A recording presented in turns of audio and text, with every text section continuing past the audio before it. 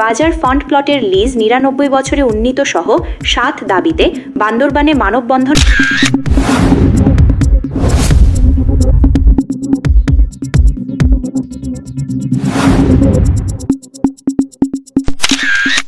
বাজার ফান্ড প্লটের লিজের মেয়াদ ৯৯ বছরে উন্নীত করা সহ ৭ দফা গুরুত্বপূর্ণ দাবিতে বান্দরবানে মানববন্ধন করেছে পার্বত্য চট্টগ্রাম নাগরিক পরিষদ।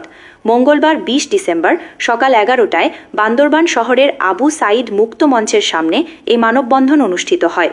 সংগঠনের প্রচার সম্পাদক শাহজালাদের সঞ্চালনায় মানববন্ধনে প্রধান বক্তা হিসেবে বক্তব্য রাখেন পার্বত্য চট্টগ্রাম নাগরিক পরিষদের কেন্দ্রীয় কমিটির চেয়ারম্যান কাজী মো মুজিবুর রহমান। বিশেষ অতিথি হিসেবে বক্তব্য দেন সংগঠনের সাধারণ সম্পাদক নাসিরুল আলম। বক্তারা বলেন, বাজার ফান্ড প্লটের লিজের মেয়াদ ৯৯ বছরে উন্নীত করতে হবে এবং বন্ধ থাকা ব্যাংক ঋণ পূর্বের ন্যায় চালু করতে হবে। জমি ক্রয় বিক্রয় ও নামজারির ক্ষেত্রে ৩ দফা এলআর ফান্ড বাতিল করে দেশের ৬১ জেলার মতো ভূমি ব্যবস্থাপনা ও রেজিস্ট্রেশন ব্যবস্থা চালুর দাবি জানান তারা। এছাড়া জমি ক্রয় বিক্রয়, ব্যবসা, চাকরি ও শিক্ষা সহ সর্বক্ষেত্রে রাজার সনদ বাতিল, হেডম্যান কার্যালয়ের পরিবর্তে সব উপজেলা ভূমি অফিসে ভূমির কর বা খাজনা পরিশোধের অবাধ সুযোগ সৃষ্টি এবং সার্বভৌমত্ব রক্ষা, আইন শৃঙ্খলা ও জনগণের জানমালের নিরাপত্তা নিশ্চিত করতে প্রত্যাহারকৃত ব্রিগেড ও ২৪৬টি সেনা ক্যাম্প পুনঃস্থাপনের দাবি তোলেন বক্তারা।